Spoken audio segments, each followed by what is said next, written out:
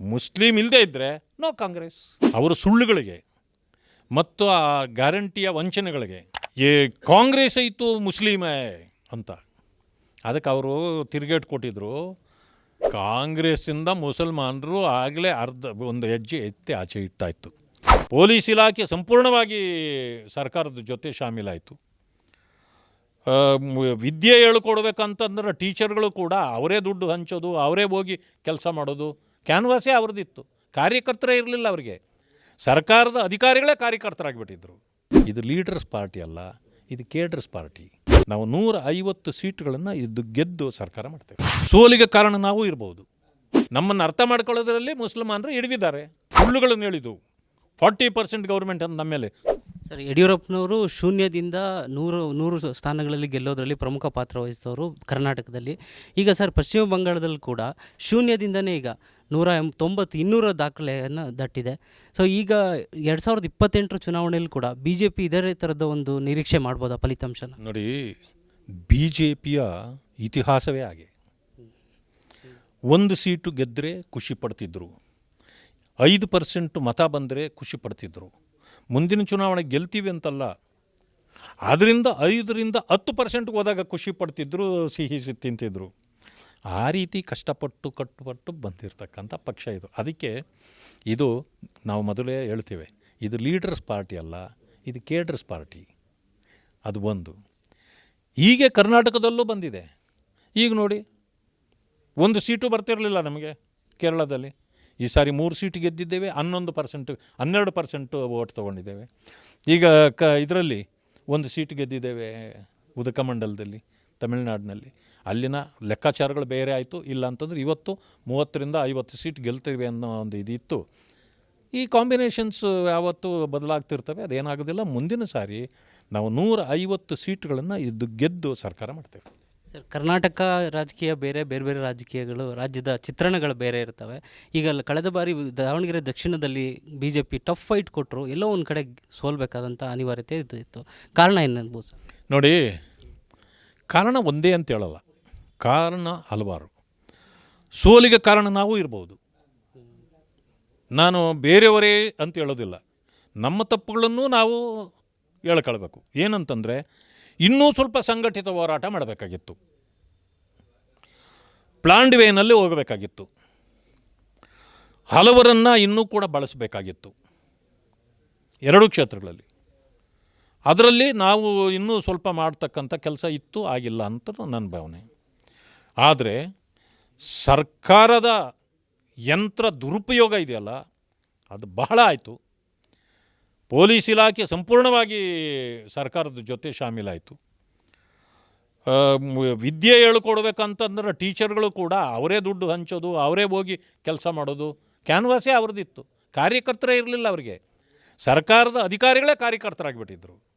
So ಇದರಿಂದಾಗಿ ನಮಗೆ ಹಿನ್ನಡೆ ಆಗಿದೆ. ಇದು ಯಾವಾಗಲೂ ಸಾಮಾನ್ಯ ಚುನಾವಣೆಗಳಲ್ಲಿ ಆಗೋದಿಲ್ಲ, ಜನರಲ್ ಎಲೆಕ್ಷನ್ಸಲ್ಲಿ. ಈಗ ಈ ರೀತಿ ಆಗ್ತಕ್ಕಂಥದ್ದು ಇದೊಂದು ಸ್ವಲ್ಪ ಸಹಜ ಅಂತೂ ಕೂಡ ಜನ ಹೇಳ್ತಾರೆ. ನಾನು ಸಹಜ ಅನ್ನಲ್ಲ, ಎಷ್ಟೋ ಸಾರಿ ನಾವು ಗೆದ್ದಿರ್ತಕ್ಕಂಥ ನಿದರ್ಶನಗಳು ಇವೆ. ಆದರೆ ನಮ್ಮ ಒಗ್ಗಟ್ಟಿನ ಹೋರಾಟ ಇನ್ನೂ ಹೆಚ್ಚಾಗಬೇಕು. ಅದನ್ನು ನಾವು ಕೂಡ ಕುಳಿತು ನಾವು ಮಾತಾಡ್ಕೊಳ್ತೀವಿ. ಸರ್, ಮತದಾನದ ಪ್ರಮಾಣ ಅಂತೂ ಜಾಸ್ತಿ ಆಗಿದೆ ದಾವಣಗೆರೆ ದಕ್ಷಿಣದಲ್ಲಿ. ಅದ್ರ ಜೊತೆಗೆ ಏನು SDPI ಅಭ್ಯರ್ಥಿ ತೊಗೊಂಡಿರ್ತಕ್ಕಂಥ ಓಟ್ ಇದೆಯಲ್ಲ, ಅದು ಕಾಂಗ್ರೆಸ್ಗೊಂದು ರೀತಿ ಎಚ್ಚರಿಕೆ ಪಾಠ ಅಂತ ಅಲ್ಲ. ಕಾಂಗ್ರೆಸ್ಸಿಂದ ಮುಸಲ್ಮಾನರು ಆಗಲೇ ಒಂದು ಹೆಜ್ಜೆ ಎತ್ತಿ ಆಚೆ ಇಟ್ಟಾಯಿತು. ಅವ್ರಿಗೆ ರೇವಂತ್ ರೆಡ್ಡಿಗೆ ಅವ್ರು ಹೇಳಿದರು,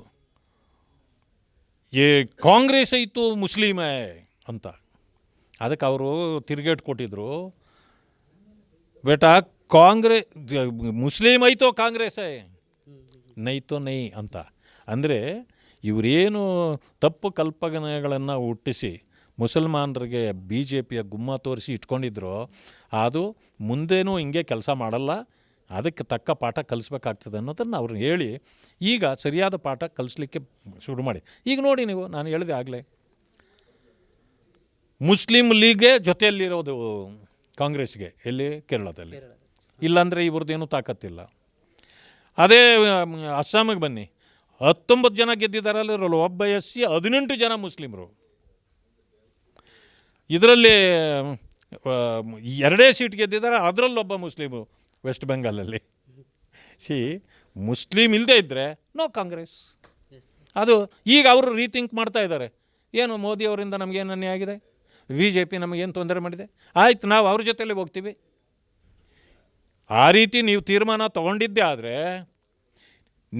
ನೀವು ಈಗಲೇ ನಿಮಗೆ ರಕ್ಷಣೆ ಕಾನ್ಸ್ಟಿಟ್ಯೂಷನ್ನಲ್ಲಿ ನಿಮಗೆ ರಕ್ಷಣೆ ಗ್ಯಾರಂಟಿ ಇದೆ. ನಾವೇನು ನಿಮ್ಮ ವಿರೋಧಿಗಳಲ್ಲ, ಆದರೆ ನೀವು ಅರ್ಥ ಮಾಡ್ಕೊಳ್ಳೋದ್ರಲ್ಲಿ ನಮ್ಮನ್ನು ಹಿಡಿದಿದ್ದೀರಿ. ನಮ್ಮನ್ನು ಅರ್ಥ ಮಾಡ್ಕೊಳ್ಳೋದ್ರಲ್ಲಿ ಮುಸಲ್ಮಾನರು ಹಿಡಿದಿದ್ದಾರೆ. ಯಾಕೆಂದರೆ ನೀವು ಕಾಂಗ್ರೆಸ್ ಮಾತು ಕೇಳೋದು ನಿಲ್ಲಿಸಿದರೆ ಇನ್ನೂ ಸುರಕ್ಷಿತವಾಗಿರ್ತೀರಿ ಅಷ್ಟೇ. ಸರ್ 2023 ಚುನಾವಣೆಗಿಂತ ಮುಂಚೆ ದಾವಣಗೆರೆಯಲ್ಲಿ ಸಿದ್ದರಾಮೋತ್ಸವ ಅಂತ ಒಂದು ನಡೀತು ಸರ್, 75ನೇ ವರ್ಷದ ಹುಟ್ಟುಹಬ್ಬಕ್ಕೆ. ಅದಾದಮೇಲೆ ಚುನಾವಣೆ ಬಂದಾಗ ಕಾಂಗ್ರೆಸ್ಗೆ ಬಹುಮತ ಬಂತು. ಈಗ 2028 ಚುನಾವಣೆಗಿಂತ ಮುಂಚೆ ಚಿತ್ರದುರ್ಗದಲ್ಲಿ BSY ಅಭಿಮಾನೋತ್ಸವ ನಡೀತಾ ಇದೆ ಸರ್. ಸಿದ್ದರಾಮೋತ್ಸವಕ್ಕೂ ಅಭಿಮಾನೋತ್ಸವಕ್ಕೂ ರಾಜ್ಯ ರಾಜಕೀಯದಲ್ಲಿ ಬದಲಾವಣೆ ತರುತ್ತಾ? ಇಲ್ಲ, ಅವುಗಳಿಂದ ಆಗಿದೆ ಅಂತ ನಾನು ಹೇಳೋದಿಲ್ಲ, ಮುಂದೆ ಆಗುತ್ತಂತೂ ನಾನು ಹೇಳೋದಿಲ್ಲ. ಅದು ಪ್ರತಿಯೊಬ್ಬ ಕಾರ್ಯಕರ್ತನ ಇದರ ಮೇಲೆ ಕೆಲಸದ ಮೇಲೆ ನಿಂತಿರ್ತಕ್ಕಂಥದ್ದು. ಆವತ್ತಾಗಿದ್ದು ಅವರು ಸುಳ್ಳುಗಳಿಗೆ ಮತ್ತು ಆ ಗ್ಯಾರಂಟಿಯ ವಂಚನೆಗಳಿಗೆ ಕೆಲವರು ಬಿದ್ದರು. ಇನ್ನು ಅಂತಂದ್ರೆ ಸುಳ್ಳುಗಳನ್ನು ಹೇಳಿದ್ದು 40% ಗೌರ್ಮೆಂಟ್ ಅಂತ ನಮ್ಮ ಮೇಲೆ ಇದುವರೆಗೂ ಪ್ರೂವ್ ಮಾಡೋಕ್ಕಾಯ್ತಾ? ಇಲ್ಲ. ಜನರಿಗೇನಾಯಿತು, ಚುನಾವಣೆ ಸಂದರ್ಭ. ಅದು ಚುನಾವಣಾ ಸಂದರ್ಭದಲ್ಲಿ ಇಂಥವೆಲ್ಲ ಕೆಲವು ನಡೀತವೆ.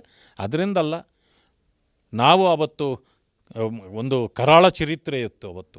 ಏನಂತಂದರೆ ಕರೋನಾ ಸಮಸ್ಯೆಯಿಂದಾಗಿ ನಮಗೂ ಅನೇಕ ಸಮಸ್ಯೆಗಳಿದ್ವು. ಸರಿಯಾದ ಸಮಸ್ಯೆಗೆ ನಾವು ಮಾಡಲಿಕ್ಕೆ ಅವತ್ತು ಆಗಿರಲಿಲ್ಲ. ಈಗ ನಮಗೆ ಫ್ರೀ ಟೈಮ್ ಇದೆ, ನಮಗೇನೂ ತೊಂದರೆ ಇಲ್ಲ. ಮುಂದಿನ ಸಾರಿ ನಾವು 150 ಸೀಟಿಗೂ ಮೇಲೆ ಗೆಲ್ತೇವೆ. ಸರ್, BSY ಅಭಿಮಾನೋತ್ಸವ ಕೇಸರಿ ಕಮಲಪಾಳ್ಯಕ್ಕೆ ಒಂದು ಶಕ್ತಿಯನ್ನು ತಂದುಕೊಡುತ್ತೆ ನೋಡಿ.